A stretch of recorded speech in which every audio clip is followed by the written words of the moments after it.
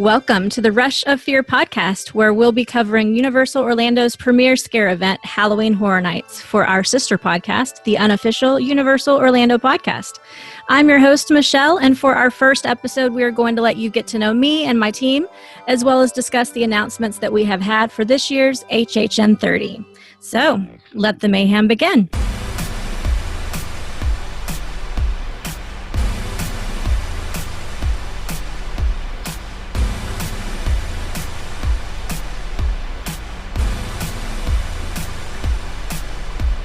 Hello, everybody. Again, I'm Michelle, your host. I'm so glad to have my fellow horror fans here with me today. I love you all simply for the fact that you are passionate about this event as much as I am. Or maybe you just like adrenaline rushes when you get scared by things just like me. I'm not so much a horror fan, I have to admit.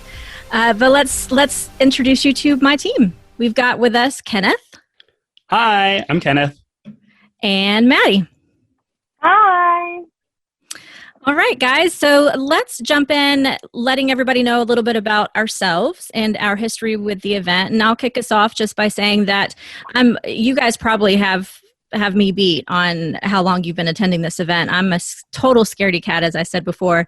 So it took me a while to actually join the fun. I think my first year was 25 attending the event because my travel agency partner, Robin, and I were attending a training in the area, and she convinced me that we should just go give it a try. And I'm so glad she did because I'm obsessed now, and I've been every year since.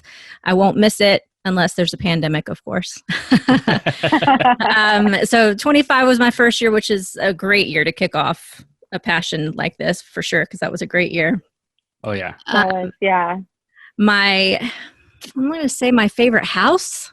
That's a hard one, but my favorite house, I kind of think, what was the one that had the angels? Fallen. Isn't that the name of it? The Fallen. The Fallen. Yeah. Surprisingly, that's probably my favorite one. Loved it a lot. I loved the dark angel flying at me. That was awesome.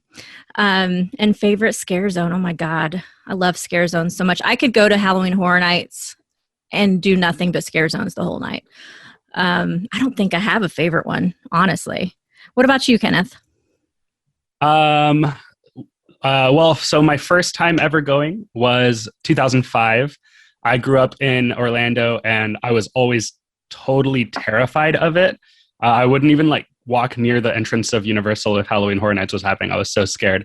But then in 2005, I was in 9th grade, and my girlfriend at the time was like, let's go to Halloween Horror Nights. And I was like, okay. Likely story. Couldn't let her show you up, huh?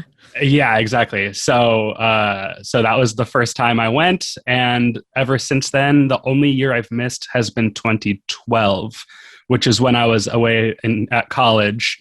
And that was the one year that I was away that I wasn't able to make it back home to go to HHN. But every other year I did make a trip back home specifically just to go to HHN. So it's been a long Awesome. history. I have worked the event 3 times. And my first year working was 2015, HHN 25. So you might have seen me, Robin, if you went through Insidious. I was a character in Insidious. I was the last scare in the last room before the outside surprise scare. But I was the man who can't breathe right at the very end on the right. And we probably did not see you because literally our eyes were closed the entire event. Fair enough. Yeah, first year. That rings true for a first year, definitely. Yeah. And then I also worked the next year, 26, as a character in Vamp 55 Scare Zone. I was a football player in that zone. I was number 23, I think. Whatever number, is that Michael Jordan's number, 23? You're asking the wrong person. I think it is. That sounds kind of right. I think it is. So, because everybody would call me Michael Jordan, and I'd be like, 1, wrong sport, and 2, I don't know who that is. It's 1955. And then the year after that, I was a coordinator for the Invasion Scare Zone over in San Francisco, 2017. So fun. So that's my history working the event. I've got all my patches on my denim jacket, and I'm very proud of all of that. Favorite house? That's really hard because with how many years now of going, there's been so many of them. I'll kind of run through some of my some of my all-time favorites. My first favorite house, I think, was Nightmare on Elm Street Dream Walkers in 2007. That house, that's the house that made me fall in love with the event overall. Like that one changed everything. It changed the way I looked at haunted houses. It changed the way I looked at the way they can bring IPs to life. It just, I walked out of there just mind blown completely. That's awesome. Then 26, there was Ghost Town, The Curse of Lightning Gulch, which to me had some of the best sequence of rooms and scares ever. The guy that came out of the piano was unbelievable. That outdoor room with the cannon at the end was just mind-blowing. The ceiling scare, everything in that house was perfect. That was a good one. I think Graveyard Games from last year was probably the first house since Ghost Town that had me feeling that same way of like, there's such perfect sequences of scares in this house and creative designs for misdirects and just delivering scares in a really special and unique way that out of, the 14 years of HHN that I've seen up to that point, they were doing things in that house that really impressed and surprised me. And then for a scare zone, I don't think I have a favorite. Right? That's a hard one. That's really hard to pick. I'll just go with Vamp 55 since I spent so much time there. Yeah, Graveyard Games was awesome for sure. Very innovative. Yeah. Loved it. And how about you, Maddie? Hi. So you have me beat, Michelle. I think I'm the baby HHN Really? fan. Yeah, my first year was 27. What? Wow. I know. And it makes me, literally, it makes me so mad, though, because, so I'm from West Palm, which is only 2 hours away. Yeah. And yeah, so me and my family are theme park people. I grew up going to Disney, started going to Universal, I think when I was 9, maybe. And I remember it's one of those very specific memories where me and my dad were up on a Saturday at Universal, and it was like the next weekend was the first day of HHN, so everything was out, the scare zones were out, the house signs were out, and I was like, what is going on? What is all of this? Because I'd never seen it before. And my dad was like, oh, it's Halloween Horror Nights. And when I got home that day, I researched it. I was like, Halloween Horror Nights, what is this? And that was the year. Yeah, that was the year of it was I think it was Freddy and Jason and Texas Chainsaw Massacre. Yeah, 2007 Carnival of Carnage. Yes. And I was like, Dad, I want to go. He's like, really? And I was like, yes, I want to go. So he told me we bought tickets, but I now don't believe him knowing the price of it. And the day before we were supposed to go up, I was like, I can't go. I can't do it. Oh my God, are you scared. Serious? Yes. So, and that happened every single year until HHN 27. We were like, I'm going to go. And then I chickened out. Bummer. I know. If I could go back to past me, I would literally punch myself in the face. I'm so mad. I'm so mad. So finally HHN 27 rolls around, and it's Columbus Day weekend. And I was planning to come home from college just to visit. And my sister was like, I want to go to Halloween Horror Nights. And I was like, okay. So we talked to my parents about it. I flew into Orlando. She drove up from West Palm because she was still in high school at that point. And we stayed at Cabana Bay. We had dinner at Twosome. And I was a little nervous. I was like, 1, I don't know how my little sister's going to react.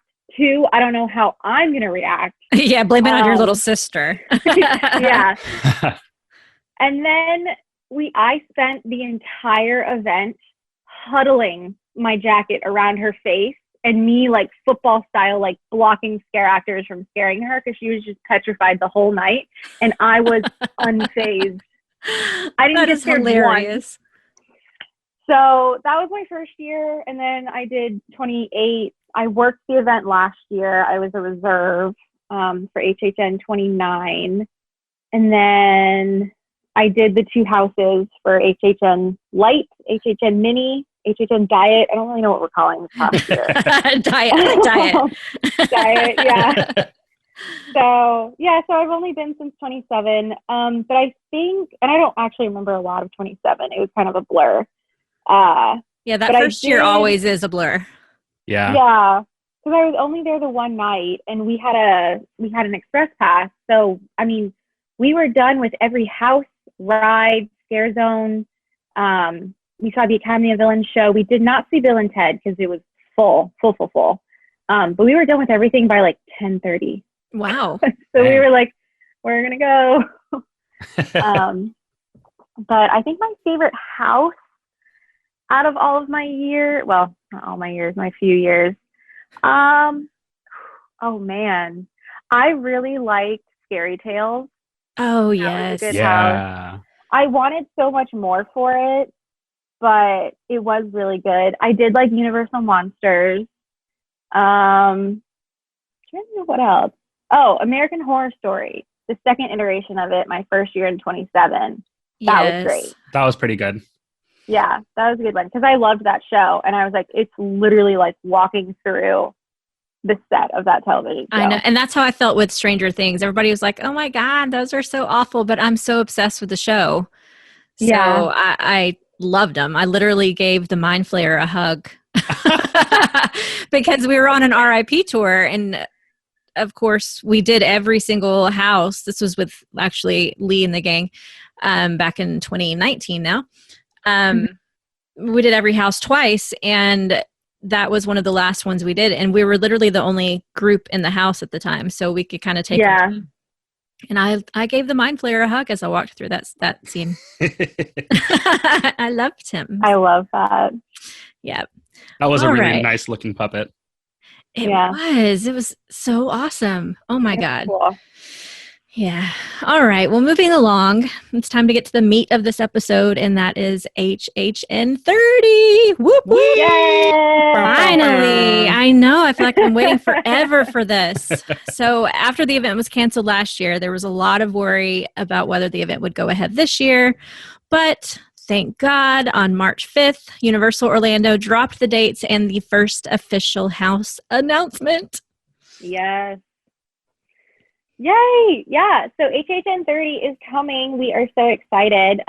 It is set to take place from Friday, September 3rd, all the way through Halloween itself, which is Sunday, October 31st.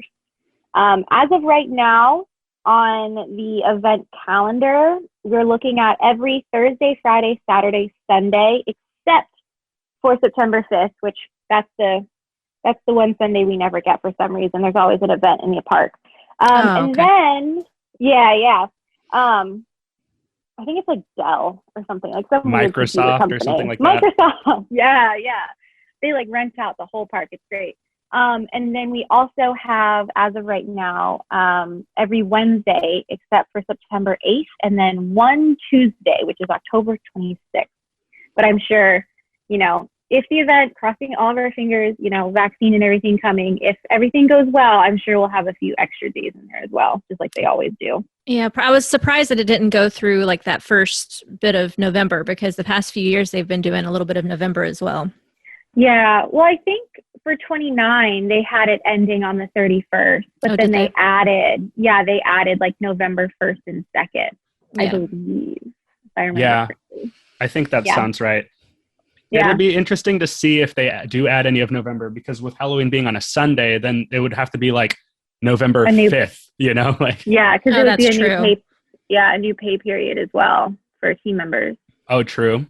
But I can see them adding maybe Wednesday, September 8th, or some more Tuesdays, possibly. I don't know. They've kind of already stacked the calendar so much that there's not a lot they can add.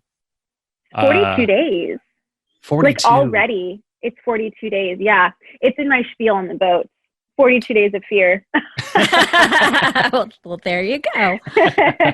I can't wait to hear how they're going to combine the event with all of the new social distancing and COVID measures. I mean, things are changing. Things are slowly going back to normal, but there's still all of the regular social distancing measures that we had at the beginning of this pandemic when the parks opened back up. Now, like none of it's gone away.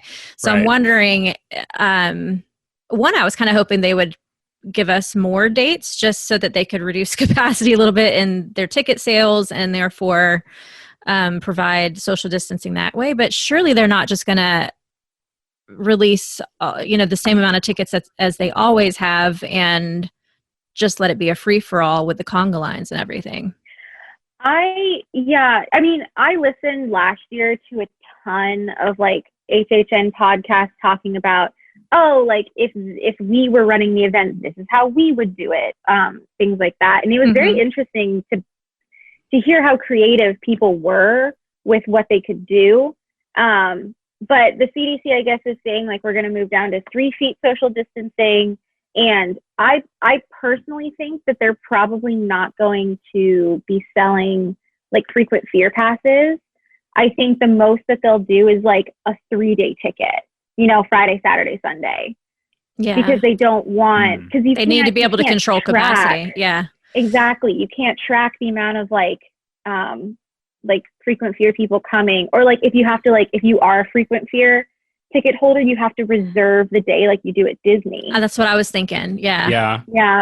Or I could see it, instead of like your ticket gets you in Friday, Saturday, Sunday, it could go back to how frequent fear used to be, where it was every day except for Fridays and Saturdays.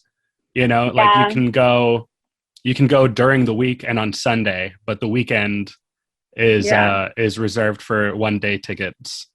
Yeah. But I mean, if they do just sell like 1-day to 3-day tickets, I think that would be the easiest way they could control, because they would know exactly who's coming and what day, because you have to like pick a day. Well, I was going to say, I could pretty much guarantee you they're going to be date specific tickets. Oh, yeah, for sure. Like before we could, I could buy, and I actually have clients that still have them from last year, just a standard HHN ticket that can be used on any day except, there's like a few block out dates, but I don't see that coming back, because they need a way to be able to know how many people are coming in the park that day. And they definitely don't want to put people off at the gates. Well, I've got a ticket. Why can't I get in? So, or maybe they can do like a frequent fear type ticket that is good for like 2 weeks, and they split up. So like there's the first 2 weeks, then there's the next 2 weeks, then there's the 2 weeks after that. And so like you can still go as much as you want within a certain amount of time, but it can't be all 42 nights anymore, because we need to just kind of spread out how people are coming in. Yeah, because you have to think about, you have people in the lines, and then you have people walking the scare zones, but you still have to keep some sort of physical distance, even if you're in the scare zones. Right. And that was another thing. People were like, oh, they're going to be doing like a virtual queue. Like you're going to have to like tap into a house like you do at Volcano Bay, so you get that virtual queue. That's not a terrible idea.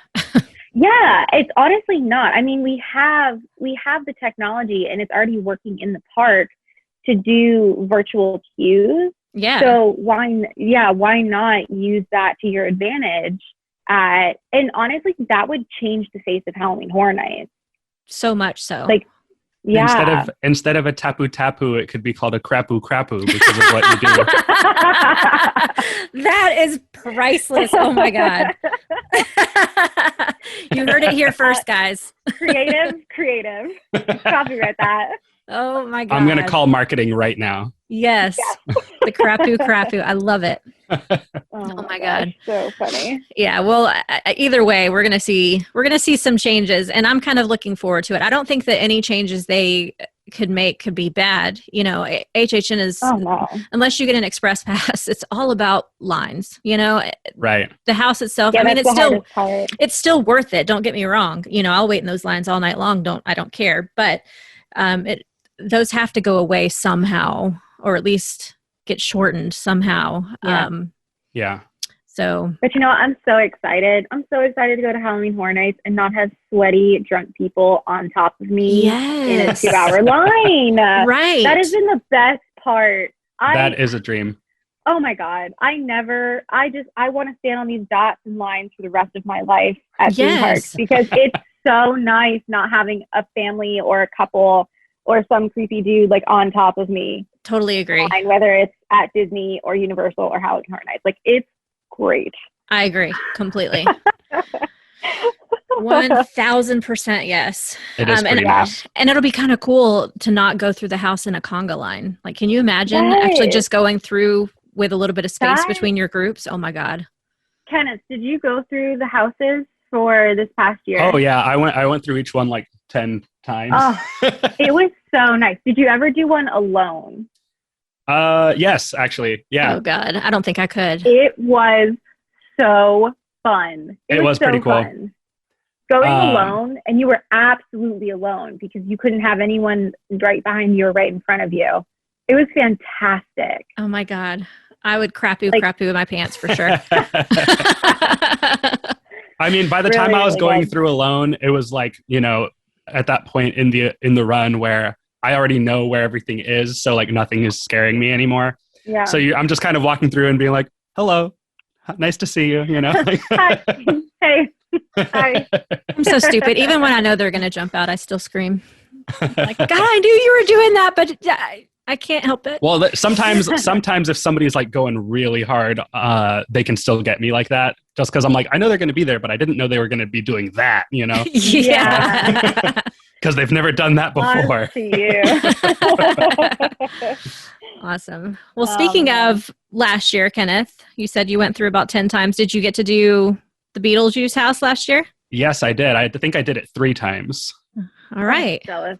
Well, tell us about our amazing announcement for this year. Yeah, so like as along with all of those dates that they announced, obviously that can't be the whole announcement because you got to get a house announcement with it. Of course. And what better announcement than I feel like this announcement was breaking the ice of just saying, "Hey, guess what? HHN is coming back, and we're Yeah. telling you with the thing that most people probably already knew was coming anyway." Right. So after being at HHN Light last year for 2 days, they are officially bringing Beetlejuice back for HHN 30. Woohoo! So say it once, say it twice, say it 3 times. It's time to turn up the juice and see what shakes loose as the original film comes to life, more twisted and terrifying than ever. Beetlejuice will haunt, taunt, and send you screaming out of the haunted house. He'll torment you as you wander checkerboard hallways and abandon you to your fate in the Lost Souls room. He'll menace you through the model graveyard and join in the fun of Dante's Inferno. Be part of the infamous dinner party scene and witness Beetlejuice's chaotic wedding. It's showtime.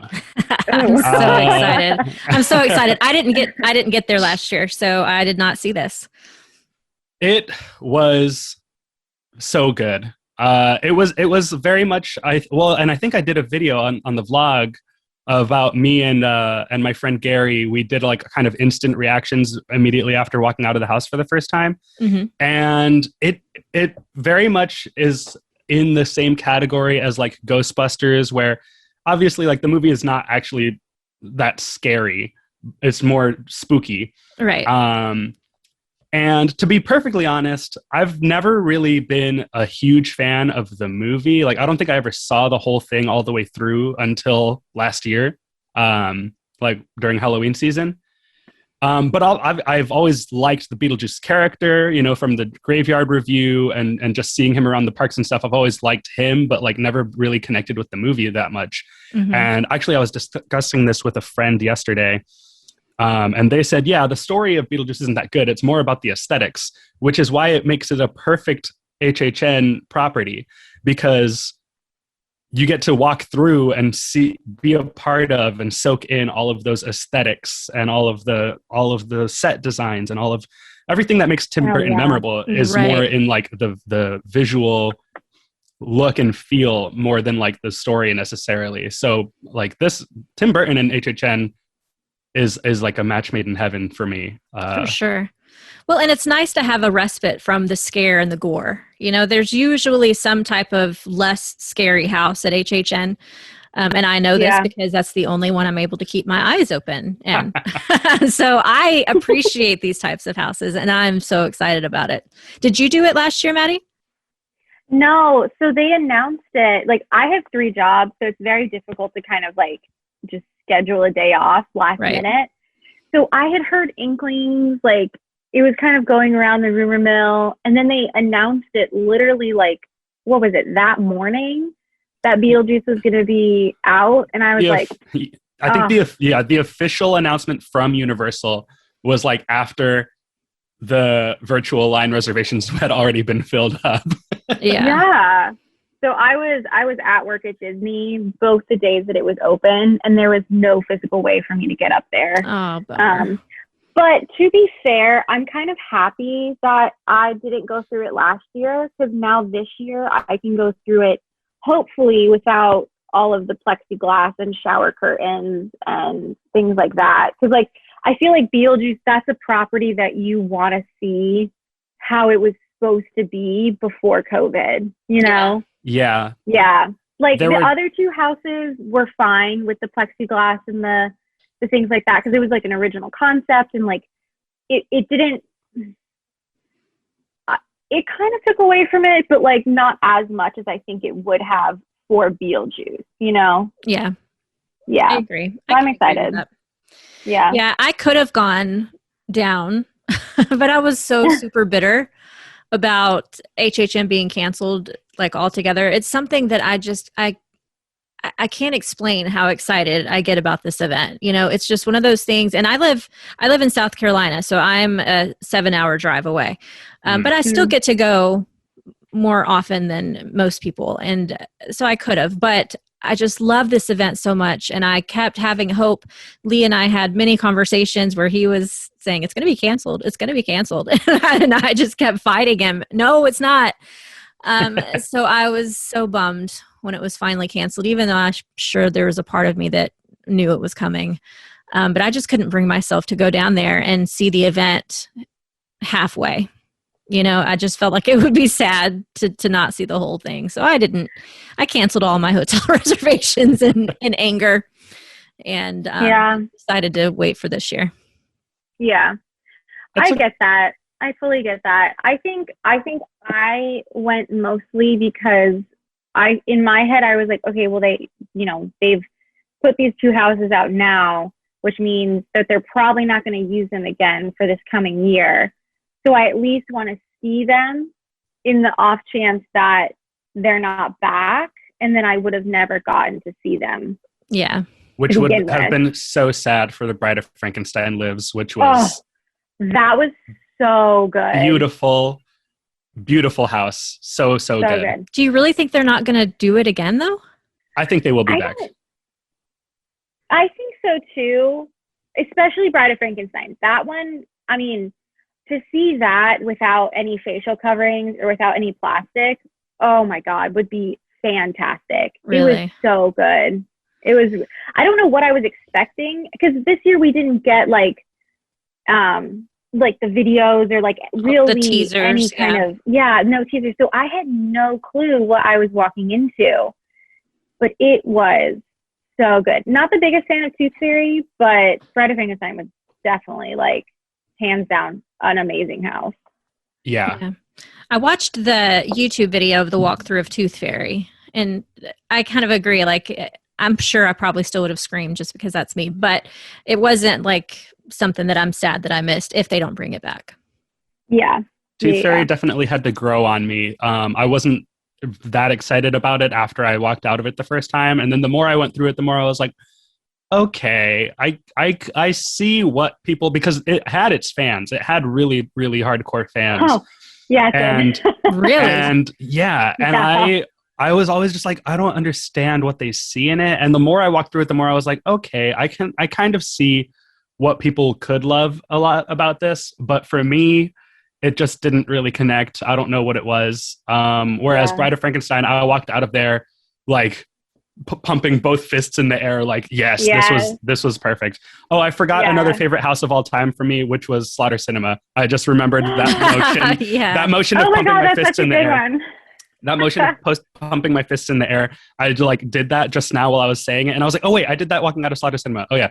So all right, back to this. That was a great house. Yeah. So speaking of YouTube videos, with Beetlejuice being the first official announcement, but we kind of hinted to this earlier. If you cast your memory back a little bit to last year, Universal Orlando actually released a YouTube video where they took us behind the scenes of Puppet Theater Captive Audience House, stating that the house would be part of 2021's event. Now, we haven't heard anything else since. There were no official announcements or blogs written about this, but do you guys remember watching that? I actually didn't watch the whole walkthrough because, again, I don't like teasers necessarily. I like being surprised. But do you remember that? And it's kind of interesting that we've heard nothing else about it since. I remember it. Yeah. I remember it being released. I still don't think I've watched it to this moment because until Lee brought it up the other day, I had not remembered at all. That's like how small of a moment it was right. that it was announced, like it wasn't anything like massive. I think most people clung to the idea that they were even saying anything about there being an event at all for 2021. Yeah. So that was the excitement. But the house itself, I don't really remember anything about the video. The video is I liked the video a lot. It's Mike Aiello and Greg Nicotero, who is, I think, the showrunner for Walking Dead. Is that? Okay. I think that's who that is. Okay. It was the two of them walking through the house, and Mike was showing Greg like the different scenes, some of the way that the different effects work, and they also had like characters in there, kind of like performing for the camera, showing kind of what the house is going to look like. It was a really interesting thing because I've never seen them do this for a house ever. So to hype up a house like a full year away from an event that is still up in the air of like, hopefully it happens, was really fascinating. But the house looks really good. It looks really creepy. And I'm sure, creepy. Yeah, I'm sure it's terrifying. Yeah.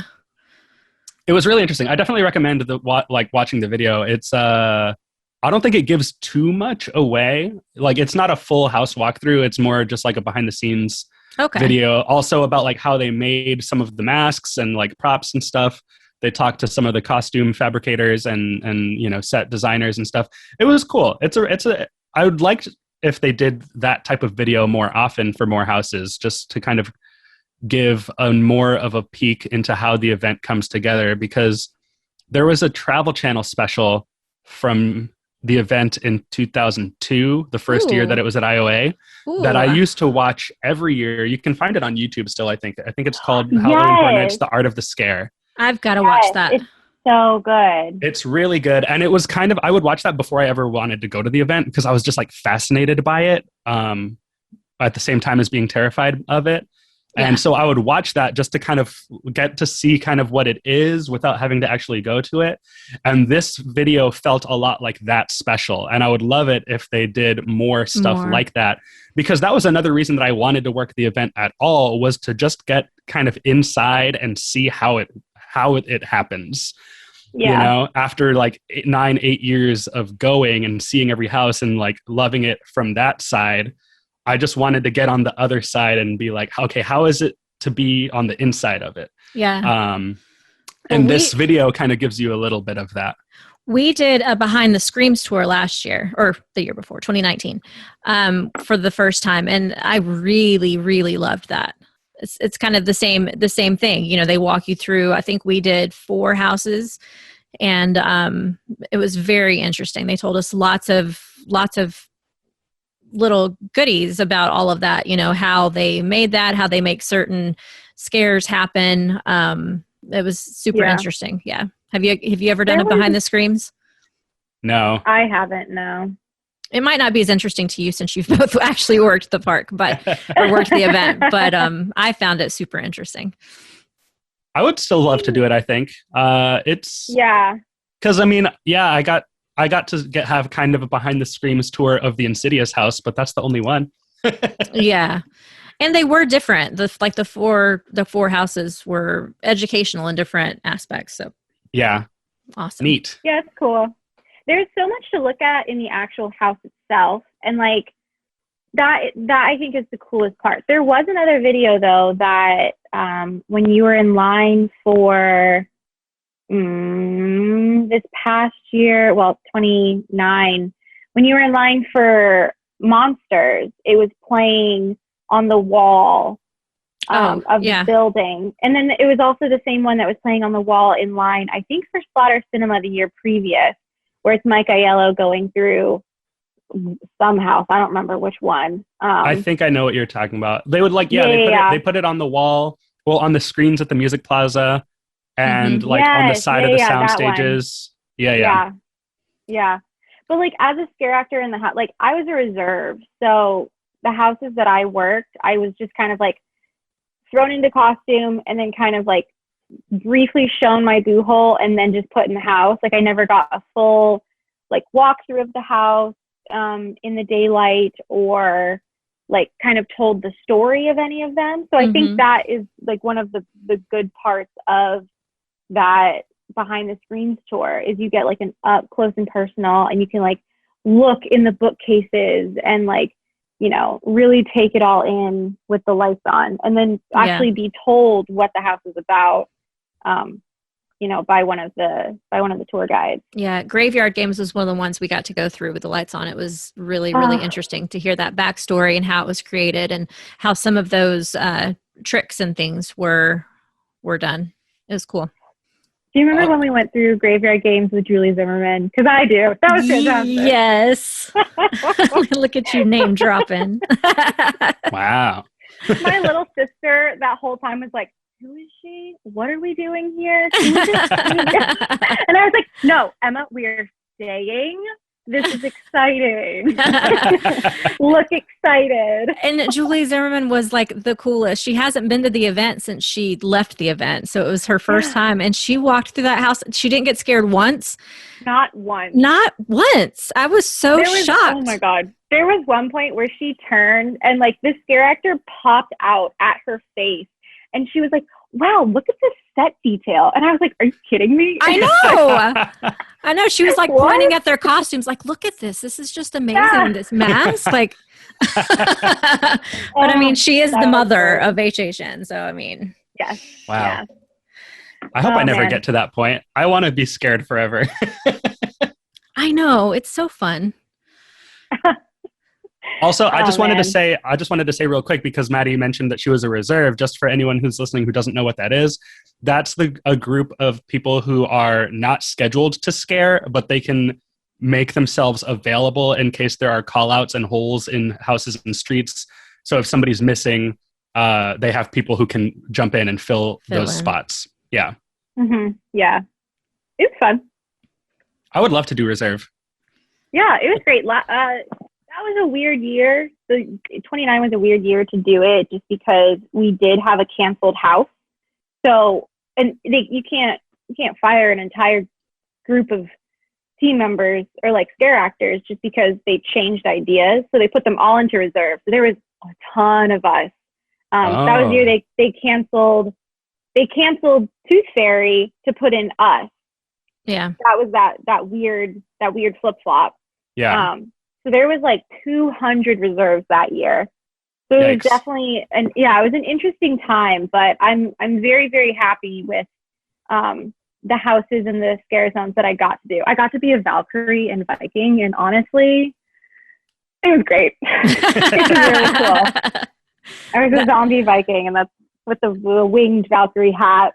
It was like living all my Thor fantasies. That was such a disgusting house. I mean, even the smell was just, it was rancid. Oh wait, Nightingale?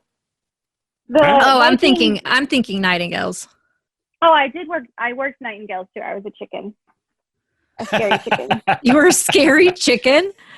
Yeah. The Nightingales, they had beaks. Yeah, and like chicken hands. Oh my God. I'm surprised they didn't give us like chicken feet to go over our shoes too. And if you squeeze one of them, they squeak. But don't touch the characters. You'll never find out, but they squeak if you squeeze them. Oh my God. We're like Wheezy from Toy Story. Yeah. Just a bunch of rubber chickens scaring you and killing gladiators. That's hilarious. So Maddie, you have some information for us about some stuff that popped up in the parks? Yeah, some surprise stuff. That was what, yesterday? Time is irrelevant. Yeah, time is irrelevant nowadays. Yesterday, Universal put limited Beetlejuice merchandise into the Bourne Stuntacular store on the Buena Vista. It's not Buena Vista Street. What am I talking about? Beverly Hills. Hollywood Boulevard. Hollywood Boulevard. Oh, man. Yeah. Whoops. Whoopsie.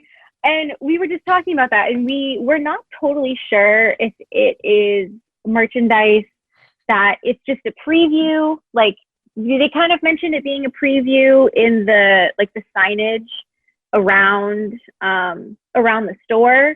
But as far as if it's actually going to be available for the event, we have no idea. We have no information except for the fact that it is there, available for purchase. There's shirts. I saw a pair of leggings, which was very interesting. Some mugs, some figurines. What else, Kenneth? You were there. Is it the same stuff that was there last No, it's all year? new. It's all new designs. Yeah, and it looks like it's different art as well. It's like a completely different art style, which I think I prefer this art style to what they released for HHN Diet last year. It was not a fan. Diet. I agree. I like the designs better for this one. I'm wearing the shirt that I got yesterday right now. It's similar to the Clownzilla shirt they had for the Killer Clown's house. In terms of like the fabric and the actual like material the shirt is made of is like one of those. Yeah. And the printing, actually, I wouldn't be surprised if the artwork was done by the same artist. But so they have posters, they have the shirts, they have multiple shirts too. There's another shirt that has Beetlejuice as the snake, like his face really big on the middle of the shirt. It's basically just him as the snake. They got the figurine. Taxi driver in one of them, right? I think that's the only like piece of art that I saw was him as the taxi driver. Is he a taxi driver, or am I thinking of Halloween Town? You might be thinking of Halloween Town. What am I now have to pull up a picture of what I was. How come they've never turned the Hobbit Magic Kingdom into Halloween Town? Halloween Town. Oh my God, that would be incredible. So cool. I think you're right. It does look like he's wearing the guide hat. He's wearing a guide, like a tour guide hat. That's it. Yeah, okay. Yeah. On the shirt that I'm wearing. To the other side. So there's leggings. There's a new hoodie that looks very similar to the old hoodie, but it's a new design. And then they had the glass, like those souvenir glasses that they've been doing. They have a mug. They have buttons, leggings, pins.